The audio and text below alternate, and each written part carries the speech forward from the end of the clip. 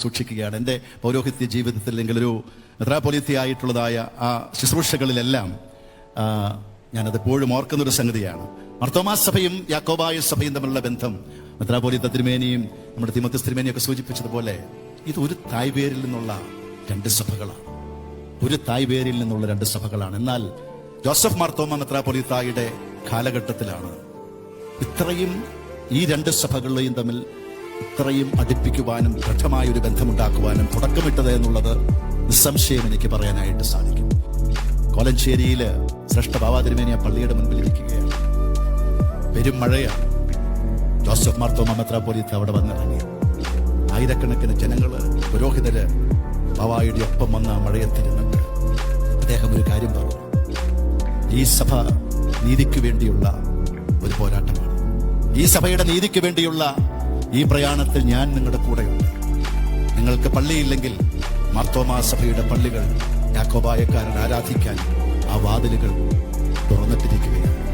യഥാർത്ഥത്തിൽ സുറിയാനി പാരമ്പര്യവും ആ പൈതൃകവും ഹൃദയത്തോട് ചേർത്ത് നിർത്തിയ പിതാവായിരുന്നു എന്നുള്ളത് നമുക്കറിയാം. 2015 പരിശുദ്ധ പാത്രിയർക്കീസ് ബാവ മലങ്കരയിൽ വന്നു കഴിഞ്ഞപ്പോൾ അന്ന് മാരാമണിൽ മെത്രാപ്പൊലീത്ത തിരുമേനിയുടെ നേതൃത്വം നൽകിയതായ ഒരു സ്വീകരണം, എനിക്ക് തോന്നുന്നത് യാക്കോബായ സഭയ്ക്ക് പോലും അത്രയും ഒരു പ്രൗഢോജ്വലമായ സ്വീകരണം കൊടുക്കാൻ സാധിച്ചിട്ടില്ല. അത്ര ശ്രേഷ്ഠമായി മാരാമണിന്റെ ആ മണൽപ്പരപ്പിൽ ലക്ഷക്കണക്കിന് ആളുകളെ ചേർത്ത് നിർത്തി ബാവായ്ക്ക് നൽകി. ബാബ ഇപ്പോഴും പല സന്ദർഭങ്ങളിലും ആ കാര്യം പറയും. ബാവായുടെ സന്ദർശന വേളയിൽ അദ്ദേഹം നൽകിയതായ കാര്യം. ഞാനതുപോലെ തന്നെ യാക്കോബായ സഭയുമായിട്ടുള്ളതായ ഈ ഡയലോഗ് നമ്മുടെ തിരുമേനി ആ കാര്യങ്ങൾ അത് വീണ്ടും ആക്ടിവേറ്റ് ചെയ്യാനായിട്ട് ഇപ്പോൾ വളരെ ശ്രദ്ധയോടുകൂടെ മെത്രാപ്പൊലീത്ത തിരുമേനി ആ കാര്യം പറയുകയാണ്. തെഡോഷ്യസ് മാർത്തോമാ മെത്രാപ്പൊലീത്തായുടെ നേതൃത്വത്തിൽ നമ്മുടെ സഭ അനുഗ്രഹകരമായി പ്രശോഭിതമായി മുന്നോട്ട് പോകുവാനും നമ്മുടെ രണ്ട് സഭകളും തമ്മിലുള്ളതായ ബന്ധം കൂടുതൽ ഊഷ്മളമാക്കുവാനും മുഖാന്തരമായി തീരട്ടെ എന്ന് മാത്രം പ്രാർത്ഥിച്ചുകൊണ്ട് ദൈവ തിരുനാമത്തിന് മഹത്വമുണ്ടാകട്ടെ. മലങ്കര മാർത്തോമാ സുറിയാനി സഭയുടെ പരമാധ്യക്ഷൻ അത്രയും സ്നേഹനദിയും നമ്മുടെ എല്ലാമാദരണീയനുമായ അഭിവന്യ ഡോക്ടർ തെഡോഷ്യസ് മാർത്തോമാ മെത്രാപ്പൊലീത്ത തിരുമേനി, കോട്ടയം കൊച്ചി ഭദ്രാസനങ്ങളുടെ മെത്രാപ്പൊലീത്തായും ബനിയാന്വിതനും സ്നേഹനദിയുമായ പ്രിയപ്പെട്ട തിമോത്തിയോസ് തിരുമേനി, നമ്മുടെ സഭയുടെ സെക്രട്ടറി എത്രയും പ്രിയപ്പെട്ട എബി അച്ഛൻ, സഭയുടെ ലേ ട്രസ്റ്റി പ്രിയപ്പെട്ട അഡ്വക്കേറ്റ് അൻസിൽ സക്കറിയ, നമ്മുടെ ഇടവകയുടെ അനുഗ്രഹീതനായ വികാരി പ്രിയപ്പെട്ട ഷിബു അച്ഛൻ, സഭയുടെ മുൻ സെക്രട്ടറി പ്രിയപ്പെട്ട കെ ജി ജോസഫ് അച്ഛൻ, ആദരണീയരായ വൈദിക ശ്രേഷ്ഠർ, സഭാ കൗൺസിൽ അംഗങ്ങൾ, മാതാപിതാക്കൾ, സഹോദരി സഹോദരങ്ങളെ, പ്രിയമുള്ള കുഞ്ഞുമക്കളെ, എന്നെ സംബന്ധിച്ചിടത്തോളം ഇന്ന് ഞാനിവിടെ നിൽക്കുന്നത് സമ്മിശ്ര വികാരങ്ങളോടെയാണ്. എനിക്ക് ഇത് ഒരു സന്തോഷത്തിൻ്റെയും ഒരു ചാരിതാർത്ഥ്യത്തിൻ്റെയും മുഹൂർത്തമാണെങ്കിൽ, എനിക്കറിയാം നിങ്ങളെ സംബന്ധിച്ചിടത്തോളം ഇതൊരല്പം നിരാശയുടെ അവസരമാണെന്ന് എനിക്കറിയാം. ശ്രേഷ്ഠ കാതോലിക്ക ബാവായെ പ്രതീക്ഷിച്ച് ബാവായെ കാണാനും ബാവായുടെ പ്രസംഗം കേൾക്കാനുമായിട്ടാണ് നിങ്ങൾ കാത്തിരുന്നത്. നിങ്ങൾക്ക് ഭാഗ്യമില്ല എന്ന് പറഞ്ഞാൽ മതി, പക്ഷെ ഞാൻ ഭാഗ്യവാനാണെന്ന്. അത് തന്നെയാണ് അച്ഛൻ പറഞ്ഞ കാര്യം ബാവായുടെ അടുത്ത് ആരും പറയരുതെന്ന് മാത്രമേ എനിക്കുള്ളൂ. പിന്നെ ഇനി മേലാലൊരു സ്ഥലത്തേക്ക് എന്നെ വിടൂല്ല ബാവ. ഇന്നലെ വൈകിട്ട് വളരെ വൈകിയാണ് ശ്രേഷ്ഠ ബാവാ തിരുമേനി ഇന്ന് ഇവിടേക്ക് വരേണ്ടതായ ഒരു സാഹചര്യം എന്നോട് പറഞ്ഞത്. നമ്മുടെ മെത്രാപ്പൊലീത്ത തിരുമേനി ഇവിടെ പറഞ്ഞതുപോലെ ബാവായിക്ക്, അതുപോലെ നമ്മുടെ അച്ഛൻ എബിയച്ഛൻ പറഞ്ഞതുപോലെ ബാവായിക്ക് സംസാരിക്കാൻ പോലും സാധിക്കാത്ത ഒരു സാഹചര്യമാണ്. കുറേ ദിവസങ്ങളായി സുഖമില്ലായിരുന്നു. ഇന്നലെ കോതമംഗലം പള്ളിയിലെ കുർബാന പോലും അതുകൊണ്ട് 3-ാം തീയതിയിലെ പ്രധാന കുർബാന പോലും ചൊല്ലാൻ സാധിച്ചില്ല. ഈ ഒരു സാഹചര്യത്തിലാണ് എന്നെ വിളിക്കുന്നത്. രാവിലെ എനിക്ക് ക്രമീകരിക്കാൻ സാധിക്കുമായിരുന്ന ഒരു മീറ്റിംഗ് അത് വൈകുന്നേരത്തേക്ക് ക്രമീകരിച്ച് ഞാനിവിടെ വരികയായിരുന്നു. പക്ഷെ ഞാൻ വരാനുള്ള കാരണമെന്ന് പറയുന്ന ഒന്ന്, ശ്രേഷ്ഠഭാവ കൽപ്പിച്ചാൽ എനിക്ക് നോ എന്ന് പറയാൻ പറ്റില്ല. 2, നമ്മുടെ മെത്രാപ്പോലീത്ത തിരുമേനി എന്നെ അച്ഛൻ വിളിച്ചു കഴിഞ്ഞപ്പോൾ നേരിട്ട് തിരുമേനി വിളിച്ചു. മെത്രാപ്പോലീത്ത തിരുമേനി ഒരു കാര്യം എന്നോട് ആവശ്യപ്പെട്ടു. അതെനിക്ക് വളരെ ആശ്ചര്യമായിട്ട് തോന്നി. ഈ വൈകിയ സമയത്ത് അച്ഛൻ, സെക്രട്ടറി അച്ഛനും വിളിച്ചു. എന്നിട്ട് ഈ വൈകിയ സമയത്ത് അദ്ദേഹത്തിൻ്റെ ഒരു മഹത്വം ഞാൻ കണ്ടത് അവിടെയാണ്. എന്നോട് പറഞ്ഞു, തിരുമേനി നാളെ ഈ കാര്യത്തിന് വരണം. അപ്പം ഞാനത് നോ എന്ന് പറയാൻ സാധിക്കാത്തതിൻ്റെ ഒരു സംഭവം ഞാൻ പറയാം. 2 വർഷം മുൻപ് ഞങ്ങൾ ശരിക്കും തീച്ചുള്ളയിലൂടെ നടന്നു പോകുന്ന, സഭ കടന്നു പോകുന്നൊരു സമയമുണ്ടായി. നമ്മുടെ കേരള ഗവൺമെൻറ് ഒരു നിയമനിർമ്മാണം നടത്താൻ പൊതുജനാഭിപ്രായം എടുത്തൊരു സന്ദർഭമുണ്ടായി. അപ്പോൾ ശ്രേഷ്ഠഭാവായും ഞാനും കൂടെ നമ്മുടെ രാഷ്ട്രീയ നേതൃത്വങ്ങളെയും സാമുദായിക നേതാക്കന്മാരെയും സഭാ തലവന്മാരെയും ഒക്കെ ചെന്ന് അവരുടെ ഒരു പിന്തുണയ്ക്ക് വേണ്ടിയിട്ട് ചെന്ന ഒരു സാഹചര്യത്തിൽ പലരും അതിന് വളരെ സപ്പോർട്ടീവായിട്ട് നമ്മളുടെ നീതിപൂർവമായൊരാവശ്യമായി അത് തിരിച്ചറിഞ്ഞ് നമ്മളെ സപ്പോർട്ട് ചെയ്യും. എന്നാൽ ചില ഒഴിവുകൾ തുടങ്ങി പറഞ്ഞു. മെത്രാപ്പോലീത്ത തിരുമേനിയെ വിളിച്ചു കഴിഞ്ഞപ്പോൾ, തിരുമേനിയോട് ഈ കാര്യം പറഞ്ഞു കഴിഞ്ഞപ്പോൾ, കൂടുതൽ അധ്വാനം, കുറച്ച് ശബ്ദം, രാജ്യത്തിൻ്റെ നന്മയ്ക്കെന്ന് പറഞ്ഞപ്പോൾ നമ്മുടെ നേതാവൊക്കെ ഇവിടെ ഉണ്ട്, മേരി അല്ലേ, ദീപ്തി മേരി ഇവിടെ ഇരിക്കുന്നത്. ഞാൻ പറഞ്ഞത് ഇവരൊക്കെ എപ്പോഴും പറയുന്ന കാര്യങ്ങളാണ്, അതുകൊണ്ടാണ് അത് പേര് പറഞ്ഞത്. അതായത് മെത്രാപ്പോലീത്ത തിരുമേനി കൂടുതലൊന്നും പറഞ്ഞില്ല. നിങ്ങൾ ആലുവായിൽ ഞാനൊരു വീട്ടിലുണ്ടാവും, നമ്മുടെ പ്രദേശിൻ്റെ വീട്ടിലാണ്, അദ്ദേഹം ഇവിടെ ഇരിപ്പുണ്ട്, നിങ്ങളങ്ങോട്ട് വന്നേക്കാൻ പറഞ്ഞു. എന്താണ് അദ്ദേഹം പറയാൻ പോകുന്നത്? ഒഴിവുകഴിവാണോ?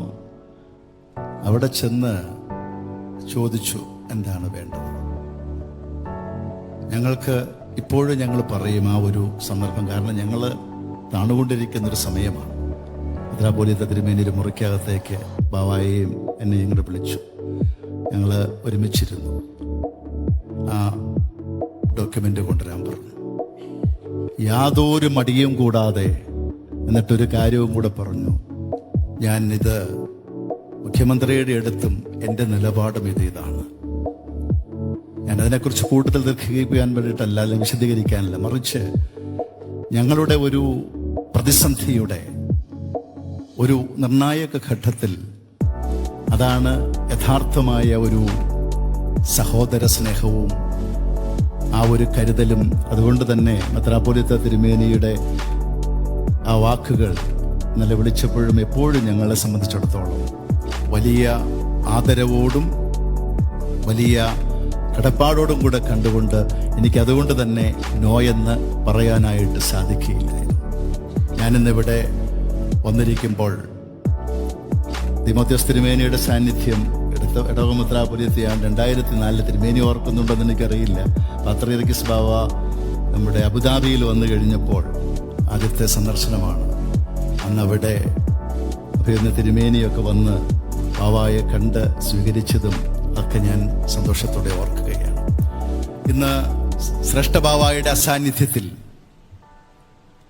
മലങ്കര മാർത്തോമാ സുറിയാനി സഭ യാക്കോബായ സഭയ്ക്ക് നൽകുന്ന കരുതലും സ്നേഹവും, പ്രത്യേകിച്ച് ശ്രേഷ്ഠ ബാവായ്ക്ക് വേണ്ടി ഒരുക്കിയ ആ സ്വീകരണവും സ്നേഹവും എല്ലാം നന്ദിയോടെ ഓർത്തുകൊണ്ട് ശ്രേഷ്ഠ ബാവാ തിരുമേനിക്ക് വേണ്ടിയും യാക്കോബായ സുറിയാനി സഭയിലെ എല്ലാ മക്കൾക്ക് വേണ്ടിയും നമ്മുടെ മെത്രാപ്പൊലീത്ത തിരുമേനിയോടും എല്ലാ മെത്രാപ്പൊലീത്ത സഭയിലെ പിതാക്കന്മാരോടും ഈ സഭയോടുമുള്ള അകൈതവമായ നന്ദിയും സ്നേഹവും കടപ്പാടും വളരെ വിനയത്തോടെ ഞാൻ അറിയിക്കട്ടെ ഈ സന്ദർഭത്തിൽ. ഇനി എബിയച്ചൻ ഇവിടെ ആദ്യം കുറേ കാര്യങ്ങൾ പറഞ്ഞു. ഇപ്പൊ ഞാൻ അവിടെ ഇരുന്നുണ്ടായിരുന്ന മെമ്മോറിയൽ ലെക്ചർ എന്നെ കുറിച്ചല്ല.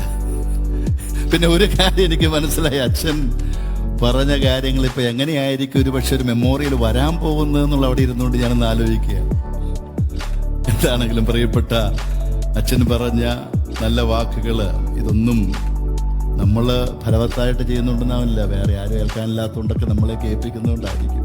എന്താണെങ്കിലും സ്നേഹവും കരുതലും ഒക്കെ നന്ദിയോടെ ഓർക്കുന്നു. ജോസഫ് മാർത്തോമാ മെത്രാപ്പോലീത്ത, ഞാനിന്ന് ഇവിടെ നിൽക്കുന്നത് സന്തോഷത്തോടെയാന്ന് പറയുമ്പോൾ മൂന്നാമത്തെ ഏറ്റവും പ്രധാനപ്പെട്ട രണ്ടുപേരുടെ കാര്യം പറഞ്ഞു. മൂന്നാമത്തെ കാരണം ജോസഫ് മാർത്തോമാ മെത്രാപ്പോലീത്ത എന്നെ സംബന്ധിച്ചിടത്തോളം, വ്യക്തിപരമായും യാക്കോബായ സുറിയാനി സഭയെ സംബന്ധിച്ചിടത്തോളം, ഈ സഭയുള്ളിടത്തോളം കാലം ഞങ്ങൾക്ക് മറക്കാൻ സാധിക്കാത്ത ഒരു പിതാവാണ്. വ്യക്തിപരമായ അദ്ദേഹത്തോടുള്ള അടുപ്പവും കടപ്പാടും അതാണ്. ഇന്ന് ഇനിയിപ്പോൾ ഇതിനേക്കാൾ വലിയ പ്രോഗ്രാം ഉണ്ടാകും, അത് ക്യാൻസൽ ചെയ്തിട്ട് ഞാൻ എത്തും. കാരണം ജോസഫ് മാർത്തോമാ മെത്രാപ്പോലീത്തായെ മറക്കാൻ സാധിക്കുകയില്ല. ഞാനിത് വാക്കുകൾ, ഭംഗിവാക്കുകൾ പറയുന്നതല്ല, മറിച്ച് ഹൃദയത്തിൻ്റെ അന്തരംഗങ്ങളിൽ നിന്ന് ഈ സഭയ്ക്ക് വേണ്ടി, യാക്കോബായ സഭയ്ക്ക് വേണ്ടി പറയുന്ന കാര്യമാണ്. അച്ഛൻ ചോദിച്ചു എനിക്ക് അച്ഛൻ തിരുമേനിയെക്കുറിച്ചുള്ളതായ മെത്രാപ്പൊലീത്തയെക്കുറിച്ചുള്ള കുറച്ച് കാര്യങ്ങൾ അയച്ചു തരട്ടെ. ഞാൻ പറഞ്ഞു, ഒന്നാമത് വൈകിയ വേളയിൽ വായിക്കാൻ സമയമില്ല.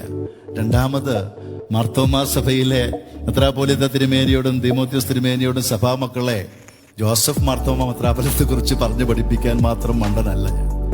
അത്രമാത്രം ഈ സഭയ്ക്ക്, സഭയുടെ ഹൃദയത്തിൽ, ഓരോ വ്യക്തിയുടെയും ഹൃദയത്തിൽ വ്യക്തിമുദ്ര പതിപ്പിച്ച് അനശ്വരനായി നിൽക്കുന്ന ഒരു ശ്രേഷ്ഠ മഹാപുരോഹിതനായിരുന്നു നമ്മുടെ ജോസഫ് മാർത്തോമാ മെത്രാപ്പൊലീത്ത തിരുമേനി എന്ന് പറയുന്നത്. നമ്മൾ ചില ആളുകളെ കുറിച്ച് പറയാറുണ്ട്, യുഗപ്രഭാവന്മാരെന്ന് പറയാറുണ്ട്.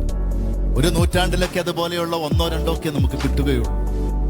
അക്ഷരാർത്ഥത്തിൽ ജോസഫ് മാർത്തോമാ മെത്രാപ്പൊലീത്ത 20-ാം നൂറ്റാണ്ടിൽ മാർത്തോമാ സഭയ്ക്ക് മാത്രമല്ല, ഭാരത ക്രൈസ്തവ സഭകൾക്ക്, ആഗോള ക്രൈസ്തവ സഭകൾക്ക് ലഭിച്ച ഒരു അമൂല്യ നിധിയായിരുന്നു എന്നുള്ളത് അദ്ദേഹത്തിൻ്റെ ജീവിതവും പ്രവർത്തനവും സാക്ഷ്യപ്പെടുത്തുന്നതായൊരു സംഗതിയാണ്.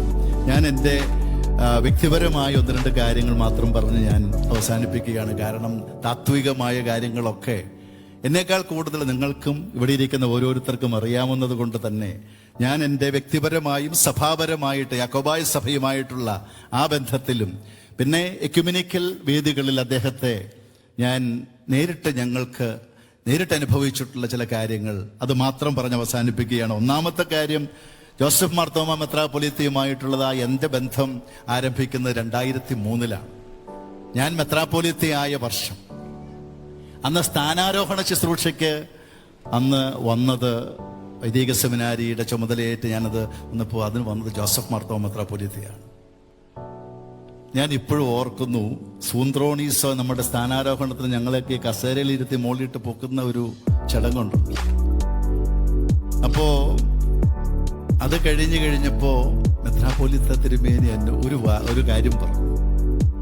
തിരുമേനി ഇപ്പൊ ചെറുപ്പമാട്ടോ, ഇവരെത്രമാത്രം പൊക്കുന്നതോ അത്രയും മോളിൽ നിന്നായിരിക്കും താഴേക്ക്.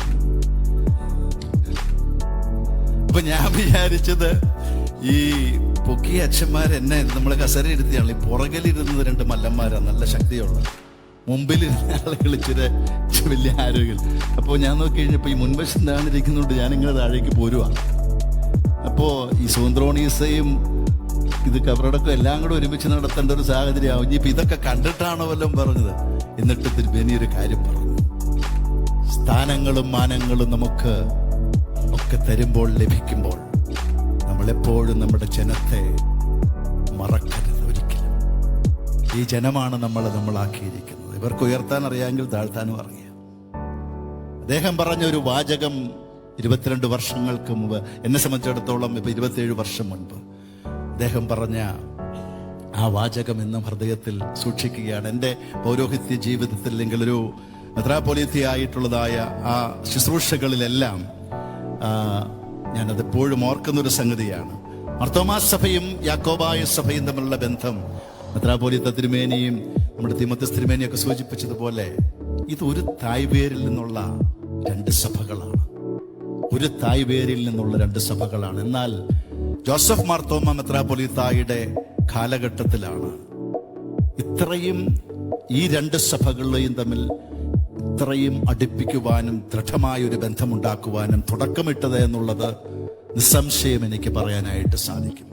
അദ്ദേഹത്തിൻ്റെ വ്യക്തിപരമായ എൻ്റെ ജീവിതത്തിൽ അദ്ദേഹം തിരുമേനി അത് തന്നെയാണ്, ആ പാത തന്നെയാണ് നമ്മുടെ തെയോഡോഷ്യസ് തിരുമേനി നമ്മുടെ സഭയോട് ഞങ്ങളോടൊക്കെ കാണിക്കുന്നത്. വ്യക്തിപരമായിട്ടും ഓരോ സന്ദർഭങ്ങളിലും മാർത്തോമാ സുറിയാനി സഭയുടെ എന്നെ കൂടുതൽ അങ്ങോട്ട് അടുപ്പിച്ച് ഞാൻ ഇന്നിവിടെ നിൽക്കുമ്പോൾ എൻ്റെ യാക്കോബായ സഭ പോലെ തന്നെ എൻ്റെ ഹൃദയത്തോട് ചേർത്ത് നിർത്തിയിരിക്കുന്ന സഭയാണ് മാർത്തോമാ സുറിയാനി സഭ എന്ന് പറയുന്നത്. അതിൻ്റെ മാരാമൺ കൺവെൻഷനുകളിലും അതുപോലെ തിരുമേനി ഇവിടെ പറഞ്ഞതുപോലെ ക്ലർജി കോൺഫറൻസ്, പുൽക്കൂട്ടിൽ പൂക്കാലം, അതുപോലെ നമ്മുടെ കോൺവക്കേഷൻ സെമിനാരി തുടങ്ങിയ ഓരോ സന്ദർഭങ്ങളിലും ജോസഫ് അച്ഛൻ അറിയാം, എന്നോട് അവിടെ സെക്രട്ടറി അച്ഛൻ പറയായിരുന്നു, ഈ എക്യുമെനിക്കൽ ഇത് കാര്യങ്ങൾ വരുമ്പോൾ മെത്രാപ്പോലീത്ത തിരുമേനി പറയും, നമ്മുടെ ആ സെമിനാരിയിലെ മെത്രാച്ചനെ ഒന്ന് വിളിച്ച്, സെമിനാരിലെ മെത്രാച്ചനെ ഒന്ന് വിളിച്ച് എന്ന് പറഞ്ഞാൽ അത്രമാത്രം അദ്ദേഹം അത് ഹൃദയത്തിൽ ഒരു വർഷത്തിൽ ഒരു പ്രാവശ്യമെങ്കിലും ഒരു സഭയുടെ പൊതുവായൊരു വേദിയിൽ അദ്ദേഹത്തിന് എന്നേക്കാൾ പ്രഗത്ഭന്മാരായ ആളുകളില്ലാത്തത് കൊണ്ടല്ല, മറിച്ച് വ്യക്തിപരമായ എൻ്റെ ജീവിതത്തിൽ അദ്ദേഹം നൽകിയ കരുതല് ഞാൻ ഒരിക്കലും മറക്കില്ലാത്തൊരു പറയാം. അങ്ങനെയാണ് വ്യക്തിബന്ധങ്ങൾ കാത്തു സൂക്ഷിക്കുന്നതിൽ. അദ്ദേഹം ഇപ്പോൾ നമ്മുടെ മെത്രാപ്പോലീത്ത തിരുമേനി പറഞ്ഞു, അദ്ദേഹം രോഗശൈലിയായി കിടക്കുമ്പോഴാണ് തൻ്റെ കർത്തവ്യത്തെക്കുറിച്ചുള്ള ആ നിശ്ചയദാർഢ്യവും ബോധ്യവും അവിടെ വരെ ചെല്ലാനും ആ കാര്യങ്ങൾക്ക് അദ്ദേഹം മടി കാണിച്ചില്ല എന്ന് പറഞ്ഞാൽ എൻ്റെ ജീവിതത്തിൽ നമ്മൾ ചില അനുഭവങ്ങൾ, നമ്മുടെ ജീവിതത്തിലെ ചില സന്ദർഭങ്ങളിൽ ചില അനുഭവങ്ങൾ നമുക്ക് ഒരിക്കലും മറക്കാൻ കഴിയില്ല. എൻ്റെ അമ്മച്ചി മരിച്ചപ്പോൾ അന്ന് മെത്രാപ്പോലീത്ത തിരുമേനി നടക്കാൻ സാധിക്കാത്ത ഒരു സാഹചര്യത്തിലാണ് അദ്ദേഹം തീരെ ഒട്ടും സുഖമില്ലാതെ കിടക്കുക. അപ്പം അതുകൊണ്ട് തന്നെ മെത്രാപ്പോലീത്ത തിരുമേനി വരുമെന്നോ അങ്ങനെ ഞാൻ ഒരു കാര്യം അങ്ങനെ പറഞ്ഞു പോലുമില്ല. പക്ഷേ എന്നോട് അച്ഛൻ വിളിച്ചിട്ട് പറഞ്ഞു, മെത്രാപ്പോലീത്ത തിരുമേനി അവിടെ വരുന്നുണ്ട്. തിരുവല്ലയിൽ നിന്ന് കോലഞ്ചേരി അടുത്താണ്. മണിക്കൂറുകൾ യാത്ര ചെയ്ത് നമ്മുടെ ബർണബാസ് തിരുമേനിയും കൂട്ടിക്കൊണ്ടാണ് ഞാൻ ഇപ്പോഴും ഓർക്കുന്നത്. മഴയാണ്, മഴയത്ത് അദ്ദേഹം തിരുമേനിയെ താങ്ങി പിടിച്ചുകൊണ്ടാണ് വരുന്നത്. തിരുമേനി അവിടെ വന്ന് എന്നെ ആശ്വസിപ്പിച്ച് മടങ്ങിയത് എൻ്റെ ജീവിതത്തിൽ എനിക്കൊരിക്കലും മറക്കാൻ കഴിയില്ല. ഇത് എൻ്റെ മാത്രമല്ല, ഇതാണ് വ്യക്തിബന്ധങ്ങൾ കാത്തു സൂക്ഷിക്കുവാൻ അദ്ദേഹം എപ്പോഴും കാണിക്കുന്ന ആ ഒരു വലിയ അദ്ദേഹത്തിൻ്റെ ക്വാളിറ്റി. രണ്ട്, ഞാൻ പറഞ്ഞു വ്യക്തിപരമായ കാര്യം. രണ്ട്, സഭാപരമായിട്ട് ശ്രേഷ്ഠ ബാബാ തിരുമേനിയും ഈ കാര്യങ്ങൾ ഞങ്ങൾ എപ്പോഴും പറയാറുള്ളത് കൊണ്ട് അതുകൂടി പറഞ്ഞു. യാക്കോബായ സുറിയാനി സഭയെ സംബന്ധിച്ചിടത്തോളം യാക്കോബായക്കാരൻ്റെ സ്വന്തം മെത്രാപ്പോലീത്തയായിരുന്നു ജോസഫ് മാർത്തോമാ മെത്രാപ്പോലീത്ത തിരുമേനി. സഭയെ ഇത്രയും കരുതിയ ഒരു മെത്രാപ്പോലീത്ത അല്ലെങ്കിൽ സഭാ മേലധ്യക്ഷൻ അന്ന് സഭയിൽ ഉണ്ടായിരുന്നില്ല എന്നുള്ളത് ഇതര സഭകളിലൊക്കെ നമുക്കറിയാം. 2017 ശേഷമുള്ള ഈ സഭയുടെ പ്രയാണം, പള്ളികൾ 58 പള്ളികളോളം നഷ്ടപ്പെട്ടു. ആളുകൾക്ക് മൃതശരീരങ്ങൾ അടക്കാൻ നിവൃത്തിയില്ലാതെ റോഡിനരികിൽ കൂടെയൊക്കെ മൃതദേഹങ്ങൾ തട്ടി വീഴ്ത്തിയ സന്ദർഭങ്ങൾ, 45 ദിവസം കട്ടച്ചിറയിൽ ഒരു മൃതദേഹം അടക്കാൻ വയ്യാതെ വെച്ചിരുന്ന സാഹചര്യങ്ങൾ. കോലഞ്ചേരിയിൽ ശ്രേഷ്ഠ ബാബാ തിരുമേനി ആ പള്ളിയുടെ മുൻപിൽ ഇരിക്കുകയാണ്. പെരും മഴയാണ്. ജോസഫ് മാർത്തോമാ മെത്രാപ്പോലീത്ത അവിടെ വന്നിറങ്ങി. ആയിരക്കണക്കിന് ജനങ്ങള്, പുരോഹിതര് ബാവായുടെ ഒപ്പം വന്ന ആ മഴയത്തിരുന്നിട്ട് അദ്ദേഹം ഒരു കാര്യം പറഞ്ഞു. ഈ സഭ നീതിക്ക് വേണ്ടിയുള്ള ഒരു പോരാട്ടമാണ്. ഈ സഭയുടെ നീതിക്ക് വേണ്ടിയുള്ള ഈ പ്രയാണത്തിൽ ഞാൻ നിങ്ങളുടെ കൂടെയുണ്ട്. നിങ്ങൾക്ക് പള്ളിയില്ലെങ്കിൽ മാർത്തോമാ സഭയുടെ പള്ളികൾ യാക്കോബായക്കാരൻ ആരാധിക്കാൻ ആ വാതിലുകൾ തുറന്നിട്ടിരിക്കുകയാണ്. അത് ചുമ്മാ പറഞ്ഞതല്ല. ഞാൻ പറഞ്ഞത് അദ്ദേഹം വാതിൽ തുറന്നത് മാർത്തോമാ സഭയുടെ പള്ളികളുടെ വാതിലല്ല, ജോസഫ് മാർത്തോമാ മെത്രാപ്പോലീത്തായുടെ ഹൃദയത്തിൻ്റെയും മാർത്തോമാ സഭയുടെ ആ വലിയ വിശാല മനസ്കതയുടെയും അതിൻ്റെ ഹൃദയത്തിൻ്റെ വാതിലുകളാണ് തുറന്നു വെച്ചത്. അപ്പം ഞങ്ങളെ സംബന്ധിച്ചിടത്തോളം ഈ കാര്യങ്ങൾ ഒരിക്കലും മറക്കാൻ പറ്റില്ല. അതുകൊണ്ട് തന്നെയാണ് എനിക്ക് തോന്നുന്നത് വേറെ ഒരു സഭാ മേലധ്യക്ഷൻ കാലം ചെയ്തു കഴിഞ്ഞാൽ സാധാരണ നമ്മളൊക്കെ പൊതുവായിട്ടൊരു അനുശോചനം എന്തെങ്കിലുമൊക്കെ നടത്തും. എന്നാൽ യാക്കോബായ സഭ അദ്ദേഹം കാലം ചെയ്തു കഴിഞ്ഞപ്പോൾ സകല പള്ളികളിലും, എല്ലാ പള്ളികളിലും അവിടെ അനുശോചന യോഗങ്ങളും ഫ്ലക്സുകളും അവിടെ കെട്ടി. മാത്രമല്ല ധൂപപ്രാർത്ഥനയും നടത്തി ജോസഫ് മാർത്തോമാ മെത്രാപ്പോലീത്തയ്ക്ക് വേണ്ടിയിട്ട്. കാരണം ഈ സഭയെ സംബന്ധിച്ചിടത്തോളം അത്രമാത്രം ഞങ്ങളുടെ ഹൃദയത്തോട് ചേർത്ത് നിർത്തിയ, നീതിക്ക് വേണ്ടി പോരാടിയ ഞങ്ങളുടെ ഒരു ശ്രേഷ്ഠ പിതാവാണ്. ഇനി ഇവിടെ തിരുമേനിയൊക്കെ പറഞ്ഞ അന്ത്യോക്യൻ പൈതൃകവും പാരമ്പര്യത്തിന്റെ കാര്യം പറയുകയുണ്ടായി. യഥാർത്ഥത്തിൽ സുറിയാനി പാരമ്പര്യവും ആ പൈതൃകവും ഹൃദയത്തിൽ ചേർത്ത് നിർത്തി, ഹൃദയത്തോട് ചേർത്ത് നിർത്തിയ പിതാവായിരുന്നു എന്നുള്ളത് നമുക്കറിയാം. 2015 പരിശുദ്ധ പാത്രിയർക്കീസ് ബാവ മലങ്കരയിൽ വന്നു കഴിഞ്ഞപ്പോൾ അന്ന് മാരാമണിൽ മെത്രാപ്പോലീത്ത തിരുമേനിയുടെ നേതൃത്വം നൽകിയതായ ഒരു സ്വീകരണം, എനിക്ക് തോന്നുന്നത് യാക്കോബായ സഭയ്ക്ക് പോലും അത്രയും ഒരു പ്രൗഢോജ്വലമായ സ്വീകരണം കൊടുക്കാൻ സാധിച്ചിട്ടില്ല. അത്ര ശ്രേഷ്ഠമായി മാരാമണിന്റെ ആ മണൽപ്പരപ്പിൽ ലക്ഷക്കണക്കിന് ആളുകളെ ചേർത്ത് നിർത്തി ബാവായ്ക്ക് നൽകി. ബാവ ഇപ്പോഴും പല സന്ദർഭങ്ങളിലും ആ കാര്യം പറയും. ബാവായുടെ സന്ദർശന വേളയിൽ അദ്ദേഹം നൽകിയതായ കാര്യം, ഞാനതുപോലെ തന്നെ യാക്കോബായ സഭയുമായിട്ടുള്ളതായ ഈ ഡയലോഗ്, നമ്മുടെ തിരുമേനി ആ കാര്യങ്ങൾ അത് വീണ്ടും ആക്റ്റീവ് ചെയ്യാനായിട്ട് ഇപ്പോൾ വളരെ ശ്രദ്ധയോടുകൂടെ മെത്രാപ്പോലീത്ത തിരുമേനി ആ കാര്യങ്ങൾ പറയുകയാണ്. ഞാൻ ഓർക്കുകയാണ്, ഒരിക്കൽ പുലാത്തീനിൽ വെച്ച്, അവിടെ വെച്ചാണ് ഡയലോഗ് നടക്കുന്നത്. യാക്കോബായ സഭയും നമ്മുടെ മാർത്തോമാ സഭയും തമ്മിലുള്ളതായ ദൈവശാസ്ത്ര സംവാദം നടന്നു കഴിഞ്ഞപ്പോൾ തിരുമേനി ഞങ്ങളെ അതിനുശേഷം അവിടെ ഒരു ചാപ്പലുണ്ട്, ആ ചാപ്പലിന്റെ സമീപത്തുള്ളൊരു മുറിയിലേക്കാണ് അവിടെ കൊണ്ടുപോയിട്ട് അദ്ദേഹം ഒരു അലമാര തുറന്ന് അതിൽ നിന്നൊരു കുപ്പിയെടുത്ത് ഞങ്ങളെല്ലാവരെയും കാണിച്ചിട്ട് എന്താണെന്നറിയാവുന്ന സഭാപിരിച്ചുള്ള സമയത്ത് പരിശുദ്ധ പാത്രിയർക്കീസ് ബാവ ഉദാശ ചെയ്തു തന്ന മോഹം അതിന്നും ഈ സഭയുടെ ഏറ്റവും വലിയ ഒരു നിധിയായി, പൈതൃകമായിട്ട് ഞങ്ങളത് സൂക്ഷിച്ചു വെച്ചിരിക്കുകയാണെന്ന് പറഞ്ഞു. ഇന്ന് വരെയും മാർത്തോമാ സഭ മോറോൻ കുദാശ പുതുതായിട്ട് നടത്തിയിട്ടില്ല, അത് വർദ്ധിപ്പിക്കുക ആ മോറോൻ. അതുകൊണ്ട് തന്നെ അദ്ദേഹം പറയുകയായിരുന്നു. പിന്നെ ഒരു കാര്യോട് പറഞ്ഞു, 2 പേരുകൾ, ഒന്ന് ഇഗ്നാത്തിയോസ് അതുപോലെ ബസേലിയോസ് എന്ന് പറയുന്ന പേരുകൾ ഞങ്ങൾ ഒരു മെത്രാപ്പോലീത്തയ്ക്കും കൊടുക്കാറില്ല. കാരണം അത് പാത്രിയർക്കീസ് ബാവായ്ക്കും കാതോലിക്ക ബാവായ്ക്കും മാത്രമുള്ള ടൈറ്റിലുകളായതുകൊണ്ട് അത് കൊടുക്കാറില്ല. ഞാനിത് പറയുന്നത് അദ്ദേഹത്തിൻ്റെ എത്രമാത്രം ആ പൈതൃകവും പാരമ്പര്യവും കാത്തു സൂക്ഷിക്കുവാനും അതിൻ്റെ വാല്യൂ എത്രമാത്രമുണ്ടെന്ന് സഭയെയും സമൂഹത്തെയും ബോധ്യപ്പെടുത്തുവാനും അദ്ദേഹത്തിന് സാധിക്കുന്നു എന്നുള്ളതാണ്. ഈ ആരാധനകളിൽ ഒരു പക്ഷേ സുറിയാനി ഞങ്ങളെക്കാൾ കൂടുതൽ അദ്ദേഹം പല സന്ദർഭങ്ങളിൽ, ഞാൻ ഡോക്ടർ മാത്യൂസ് ജോർജ് ഉനക്കരയുടെ മകളുടെയാണോ കല്യാണം നമ്മുടെ തിരുവല്ലായിൽ വെച്ച് നടക്കുകയാണ്. അന്ന് എന്നെയും ക്ഷണിച്ചിട്ടുണ്ടായിരുന്നു. ഞാൻ അവിടെ വന്നു. അപ്പോൾ കിരീടം വാഴുവിൻ്റെ സമയം വന്നു കഴിഞ്ഞപ്പോൾ നമുക്കറിയാം മലയാളത്തിൽ അതിൻ്റെ തർജ്ജമയൊക്കെ ഉണ്ട്. തിരുമേനി അന്ന് ആ കിരീടം വാഴു നടത്തിയത് അത് സുറിയാനിയിലാണ്, ചൊല്ലിക്കൊണ്ട്. ഞങ്ങൾ അത്ഭുതപ്പെട്ടു പോയി. എന്നിട്ട് എന്നെ കാണിച്ചു തന്ന പുസ്തകത്തിൽ സുറിയാനിയും മലയാളവും രണ്ടും ചേർത്തുള്ളതായ പ്രിന്റ് ചെയ്തതായ. ഞാനിതൊക്കെ പറഞ്ഞു വരുന്നത്, ഈ കാര്യങ്ങൾ പറയുന്നത് എന്തിനാന്ന് വെച്ചാൽ പൈതൃകവും പാരമ്പര്യങ്ങളും മെത്രാപ്പോലീത്ത തിരുമേനി ഇവിടെ സൂചിപ്പിച്ചു, ആധുനികതയും ഒരുമിച്ച് ചേർത്ത് കൊണ്ടുപോകുവാൻ സാധിച്ചു എന്നുള്ള ഈ സഭയുടെ ദർശനത്തോടുകൂടി നമ്മുടെ മാർത്തോമാ സഭയെ ഈ ആധുനിക ലോകത്തിന്റെ സ്പന്ദനങ്ങൾ കൊണ്ടുകൊണ്ട് ഇതിനെ മുന്നോട്ട് കൊണ്ടുപോകുവാൻ, അതോടൊപ്പം തന്നെ പൈതൃകവും പാരമ്പര്യവും എല്ലാം ചേർത്ത് നിർത്തിക്കൊണ്ട് അദ്ദേഹത്തിന് കൊണ്ടുപോകാൻ സാധിച്ചു എന്നുള്ളത് അദ്ദേഹത്തെ വ്യത്യസ്തനാക്കുകയായിരുന്നു. മറ്റൊന്ന്, എക്യുമെനിസത്തിന്റെ കാര്യം പറഞ്ഞു കഴിഞ്ഞാൽ നമുക്കൊക്കെ അറിയാം, എക്യുമെനിക്കൽ വേദികളിൽ നമ്മുടെ മെത്രാപ്പോലീത്ത തിരുമേനിയുടെ സാന്നിധ്യവും തന്നെ ഒരു വലിയ നിറവായിരുന്നു. WCC, CCA Christian conference of Asia, NCCI, KCC തുടങ്ങി ലോകത്തെ എല്ലാ എക്യുമെനിക്കൽ വേദികളിലും സമുന്നതമായ സ്ഥാനം അദ്ദേഹം വഹിച്ചിട്ടുണ്ട്.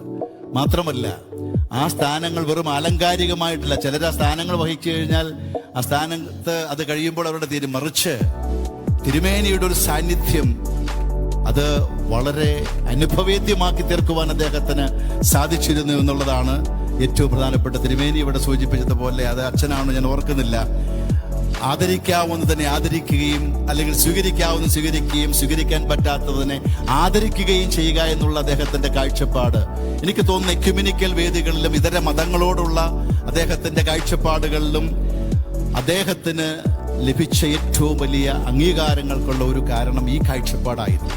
പ്രത്യേകിച്ച് നമ്മുടെ ഭാരതത്തിന്റെ ബഹുമതല പശ്ചാത്തലത്തിലൊക്കെ നമുക്കറിയാം എത്രമാത്രം ഈ സങ്കീർണമായി കൊണ്ടിരിക്കുകയാണ് ഓരോ സാഹചര്യങ്ങളും.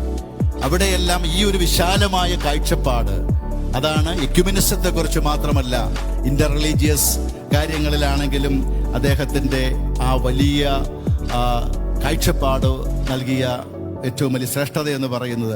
തിരുമേനി ഇവിടെ പറഞ്ഞതുപോലെ ഭാരതത്തിലെ മാത്രമല്ല പ്രശ്നങ്ങൾ പരിഹരിക്കാൻ, കംബോഡിയയിലും ഈസ്റ്റ് തിമോറിലും ശ്രീലങ്കയിലുമൊക്കെ വലിയ പ്രതിസന്ധികൾ വന്നു കഴിഞ്ഞപ്പോൾ ആ പ്രശ്നങ്ങൾ പരിഹരിക്കാൻ ഒരു മധ്യസ്ഥനായിട്ട് നിയോഗിച്ച് അതിൽ വിജയം കൊണ്ട് നമ്മുടെ ഒരു സഭാ പിതാവിനെ അതിനെ നിയോഗിക്കുക എന്ന് പറഞ്ഞാൽ നമ്മുടെ ഈ നാട് കാണാത്ത അത്രമാത്രം വലിയൊരു ശ്രേഷ്ഠത അന്താരാഷ്ട്ര തലങ്ങളിലും എക്യുമെനിക്കൽ രംഗങ്ങളിലും എല്ലാം നമ്മുടെ മെത്രാപ്പൊലീത്ത തിരുമേനിക്കുണ്ടായിരുന്നു എന്നുള്ളത്.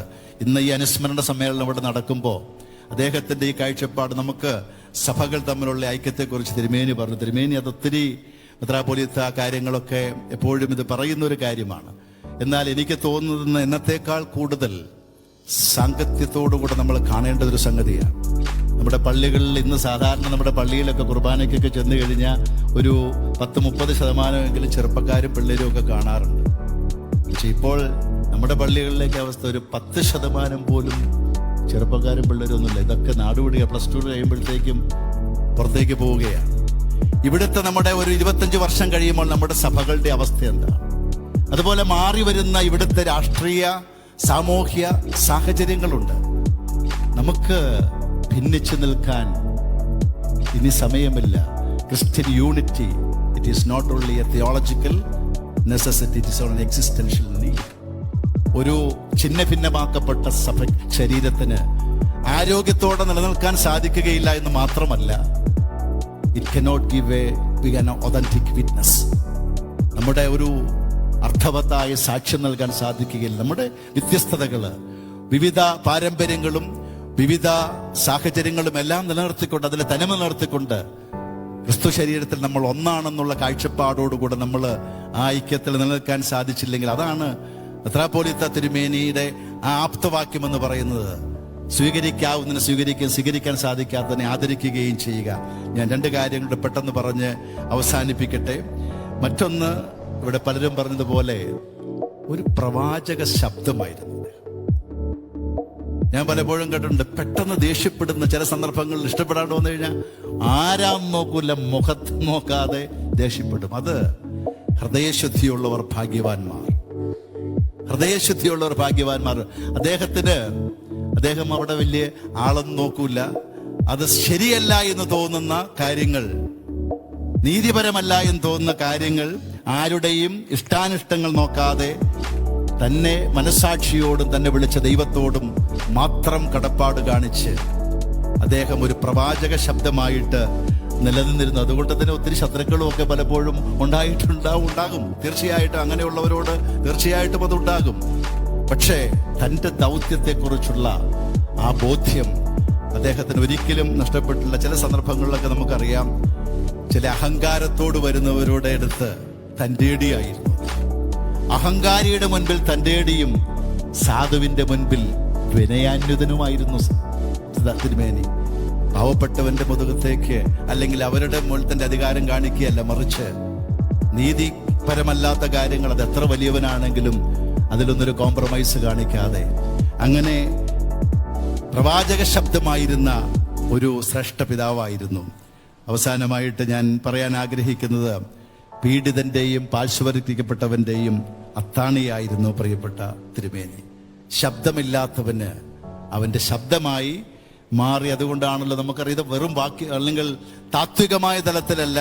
ബോംബെയിൽ ഞാൻ വായിച്ചിട്ടുണ്ട്, അവിടെ ഈ ദളിത് ക്രിസ്ത്യാനികൾക്ക് വേണ്ടി നടത്തിയതായ മാർച്ച്, അവിടെ ഒരു ബോംബെ മാർച്ച് നടത്തിയത്, അത് ഞാൻ വായിച്ചിട്ടുണ്ട്. അതുപോലെ തന്നെ ഭിന്നശേഷിക്കാർക്കും അതുപോലെ ട്രാൻസ്ജെൻഡേഴ്സ്, നമുക്കറിയാം നമ്മുടെ സമൂഹത്തിൽ നിന്ന് ഏറ്റവും കൂടുതൽ സഫർ ചെയ്യുന്ന ഒരു ഐഡന്റിറ്റി ക്രൈസിസ്. അവരെ പലപ്പോഴും മനസ്സിലാക്കാൻ സാധിക്കാതെ സഭകളും സമൂഹമൊക്കെ മുന്നോട്ട് പോകുമ്പോൾ അവരെയും മനുഷ്യരായി കാണുവാൻ, അവരെയും സമൂഹത്തിന്റെയും സഭയുടെയും മുഖ്യധാരയിലേക്ക് കൊണ്ടുവരാൻ പ്രിയപ്പെട്ട തിരുമേനി നടത്തിയിട്ടുള്ളതായ ശ്രമങ്ങളും അതെത്രമാത്രം വലുതാണെന്നുള്ളത് നമുക്കറിയാം. അതുപോലെ തന്നെ ബോംബെയിലെ റെഡ് സ്ട്രീറ്റിലെ നമ്മളുടെ ഈ എയ്ഡ്സ് ബാധിതരായ ആളുകളുടെ കുഞ്ഞുങ്ങൾക്ക് നവജീവൻ എന്നാണ് തോന്നുന്നത്. നവജീവൻ എന്ന് പറയുന്ന എത്ര ബോൾഡ് സ്റ്റെപ്പാണെന്ന് ചിന്തിക്കണം. അദ്ദേഹം എടുക്കുന്നതായ, അതായത് നമ്മൾ ആരും കടന്നു ചെല്ലാത്ത, ചിന്തിക്കാത്ത മേഖലകളിൽ പാർശ്വവൽക്കരിക്കപ്പെട്ടവനെയും സമൂഹത്തില് ആരും തിരിഞ്ഞു നോക്കാതെ കിടക്കുന്നവന്റെ അവന്റെ ശബ്ദമായി മാറി. പ്രവാചക ശബ്ദം മാത്രമല്ല, എളിയവന്റെ ശബ്ദമായി മാറി, അവന്റെ അത്താണിയായി മാറിയ ഒരു ശ്രേഷ്ഠ പിതാവായിരുന്നു ജോസഫ് മാർത്തോമ മെത്രാപ്പോലീത്ത തിരുമേനി. അദ്ദേഹത്തെക്കുറിച്ച് പറഞ്ഞു തുടങ്ങിയാൽ മണിക്കൂറുകളുണ്ട്. ഇന്ന് ദീർഘമായ കുർബാനയും അതുപോലെ തന്നെ ഇത്രമായി ഇനിയും കർത്താവ് പറഞ്ഞതുപോലെ എനിക്ക് ഇനിയും ഒത്തിരി കാര്യങ്ങൾ പറയാനുണ്ട്. പക്ഷെ അതെല്ലാം സഹിക്കാനും കേൾക്കാനും നിങ്ങൾക്കിപ്പോൾ കരുത്തില്ല എന്നറിയാവുന്നത് കൊണ്ട് ഞാൻ ഇവിടെ അവസാനിപ്പിക്കുകയാണ്. ഇവിടെ എന്നെ ക്ഷണിച്ച മെത്രാപ്പോലീത്ത തിരുമേനിയോടും നമ്മുടെ സഭയുടെ ഭാരവാഹികളോടും എല്ലാമുള്ള നന്ദിയും സ്നേഹവും അറിയിച്ചുകൊണ്ട് ഈ പറഞ്ഞ വാക്കുകളെല്ലാം അത് അനുഭവത്തിൻ്റെ പശ്ചാത്തലത്തിൽ ഷെയർ ചെയ്ത കുറച്ച് കാര്യങ്ങൾ മാത്രമാണ്. എന്നാൽ ഇതിനെല്ലാം അപ്പുറമായി നമ്മുടെ ഓരോരുത്തരുടെയും ഹൃദയത്തിൽ എന്നും നമുക്കൊക്കെയും പ്രചോദനമായി, നമുക്കൊക്കെയും ഒരു സഭാപിതാവ് എന്തായിരിക്കണമെന്നുള്ളതിന് ഉത്തമ സാക്ഷ്യമായി പ്രവാചക ദൗത്യവും കരുണയും സമന്വയിപ്പിച്ചുകൊണ്ട് ഈ സഭകൾക്കും സമൂഹത്തിനും ഒരു ദീപ്തമായി നിൽക്കുന്ന നമ്മുടെ മെത്രാപ്പോലീത്ത തിരുമേനിയുടെ ആ ഭാഗ്യകരമായ സ്മരണയ്ക്ക് മുന്നിൽ പ്രണാമമർപ്പിച്ചുകൊണ്ട് യാക്കോബായ സുറിയാനി സഭയ്ക്ക്, ശ്രേഷ്ഠ ബാബാ തിരുമേനിക്ക് വേണ്ടി ആ സഭയുടെ എല്ലാ ആദരവുകളും ആദരാഞ്ജലികളും അർപ്പിച്ചുകൊണ്ട് ഇന്ന് ഈ സഭയെ കരുതി സ്നേഹത്തോടെ നടത്തുന്ന നേതൃത്വം കൊടുത്ത മാർത്തോമാ സുറിയാനി സഭയ്ക്ക് ശ്രേഷ്ഠമായ ശക്തമായ നേതൃത്വം കൊടുത്ത് തിരുമേനിയെ കുറിച്ച് ഞാൻ പറഞ്ഞു ഒത്തിരി സംസാരിക്കാറില്ല. പക്ഷേ അദ്ദേഹത്തിൻ്റെ ദർശനവും അദ്ദേഹത്തിൻ്റെ പ്രവർത്തനങ്ങളും ഇന്ന് നമുക്കെല്ലാം പ്രചോദനമായിരിക്കുമ്പോൾ നമ്മുടെ തെഡോഷ്യസ് മാർത്തോമാ മെത്രാപ്പൊലീത്തായുടെ നേതൃത്വത്തിൽ നമ്മുടെ സഭ അനുഗ്രഹകരമായി പ്രശോഭിതമായി മുന്നോട്ട് പോകുവാനും നമ്മുടെ രണ്ട് സഭകളും തമ്മിലുള്ളതായ ബന്ധം കൂടുതൽ ഊഷ്മളമാക്കുവാനും മുഖാന്തരമായി തീരട്ടെ എന്ന് മാത്രം പ്രാർത്ഥിച്ചുകൊണ്ട് ഒരു രണ്ട് നമ്മുടെ തിരുമേനിക്ക് ഏറ്റവും ഇഷ്ടമുള്ള സുറിയാനി ഭാഷയിൽ പുരോഹിതന്മാർക്ക് വേണ്ടിയുള്ള അല്ലെങ്കിൽ മേൽപ്പെട്ടപ്പാർക്കുള്ള ഒരു പാട്ടിൻ്റെ 2 അടികൾ ആലപിച്ചുകൊണ്ട് ഞാൻ ഇവിടെ നിർത്തുകയാണ്. കോഹനെ ക്യാനി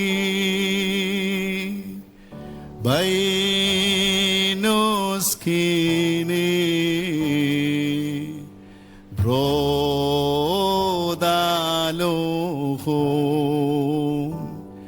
ഹൊയ്മൽ കോസോ lo me estario am kadishe ajarisha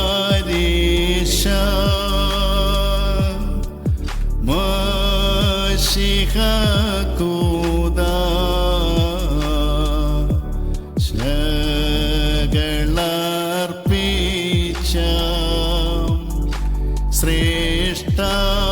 ശ്രേഷ്ഠാചാര്യൻ നേകുക പുണ്യം നാദാസ്തോത്രം. നമുക്ക് ദൈവത്തെ